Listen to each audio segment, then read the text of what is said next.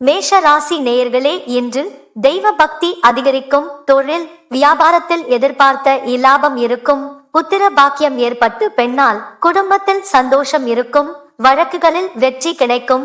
ரிஷப ராசி நேயர்களே, இன்று அரசிடம் இருந்து எதிர்பார்க்கும் உதவிகள் தாமதப்படும்.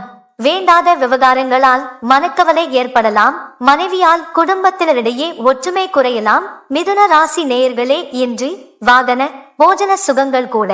அவருக்கு என்ன பெரிய ஆள் என பெயர் பெறுவீர்கள். காதல் வலையில் விழ நேரலாம். மனைவி மூலம் நன்மைகள் ஏற்படும். கடக ராசி நேயர்களே, இன்று இளமை கால இனிய நண்பரை சந்தித்து மகிழ்வீர்கள். இதுவரை இருந்து வந்த உடல் உபாதைகள் நீங்கும். எதிர்பார்த்த இடங்களில் இருந்து எதிர்பார்த்த தனவரவு உண்டாகும். சிம்ம ராசி நேயர்களே, இன்று உங்கள் செயல்களில் வெற்றி பெற மிகுந்த அக்கறை எடுக்க நேரும். தன்னம்பிக்கை அதிகரிக்கும். முன்னேற்ற வாய்ப்புகள் கதவை தட்டும். பயணத்தில் தடைகள் ஏற்படலாம். கன்னி ராசி நேயர்களே, இன்று வாகன சுகம் குறையும். தானுண்டு தன் வேலையுண்டு என்று இருக்க வேண்டிய நாள். நன்கு பழகிய நண்பர்களே மோசம் செய்வார்கள். எனவே எவரிடமும் எச்சரி. துலாம் ராசி நேயர்களே, இன்று புதிய வேலை வாய்ப்புகள் கிடைக்கும். பணவரவு உண்டு.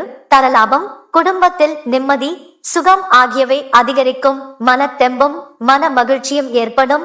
விருச்சிக ராசி நேயர்களே, இன்று குடும்பத்தில் ஒற்றுமை குறைவால் குழப்பங்கள் நிலவும். வீட்டில் எல்லா வகையிலும் மகிழ்ச்சி குறைந்து காணப்படும். மாணவர்களுக்கு கல்வியில் தடைகள் ஏற்படலாம்.